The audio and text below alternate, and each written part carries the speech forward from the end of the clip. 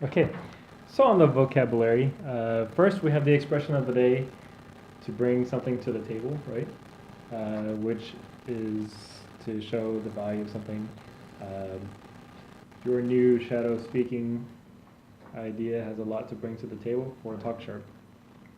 Also, I put a marketing ploy because I thought it was a very interesting expression to use that's a little bit connected to the article. Okay, marketing ploys is a trick, or go ahead. I have a question about bring to the table. Yeah. Can I say my new idea bring Talk Sharp to the table, or bring the table for Talk Sharp? Your new idea brings a lot to the table for Talk Sharp. Yeah. So you can use it as a question. What can that product bring to the table? And then as an answer, here's what it brings to the table, and then you talk about the value, or So to bring to the table is basically that's the actual expression. Yeah. And then marketing ploy is like a trick or a scheme or idea to market your product without people actually knowing it. Okay, now our vocabulary. The first word is flabbergasted. Flabbergasted is actually kind of an old-fashioned word, but it's still something that a lot of people use.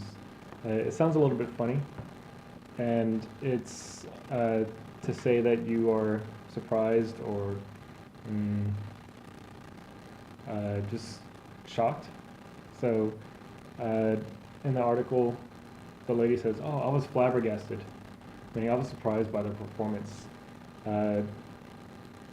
The example here says the teachers were flabbergasted by the students present for Teachers' Day. Also, as a parent, my daughter does something new almost every day that leaves me flabbergasted. She leaves me completely surprised with something new that she learns. So I'm going to make that one of our vocabulary words for the day. Number 2, chill out. Chill out is to calm down or relax. So usually whenever you call up your friends, say, hey, let's go chill out somewhere.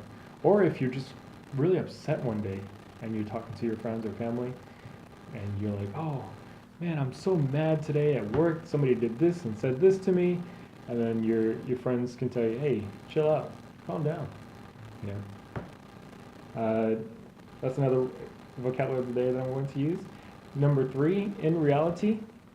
In reality is saying realistically or really. So let's say,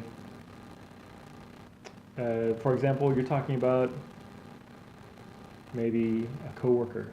Okay, so your coworker is always very nice to you and very polite to you in your face, but maybe in reality she's not a nice person, you know. Maybe she's just nice to you because she wants to climb up the ladder with you, or so in reality is a way of saying really this is what's going on. Number 5, permit, to allow something to happen or give permission. So nowadays in Seoul, a lot of places don't permit smoking. They don't allow smoking. Number 6, to break in. There's actually 2 ways to use break in.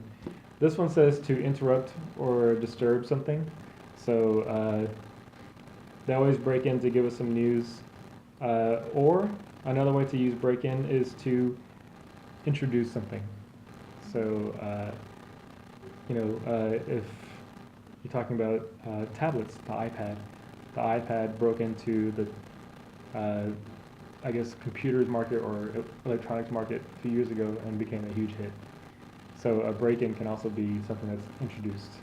So for the 3 vocabulary words of the day, we'll use flabbergasted, chill out, and in reality.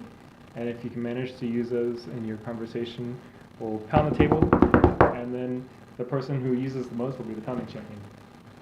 Okay.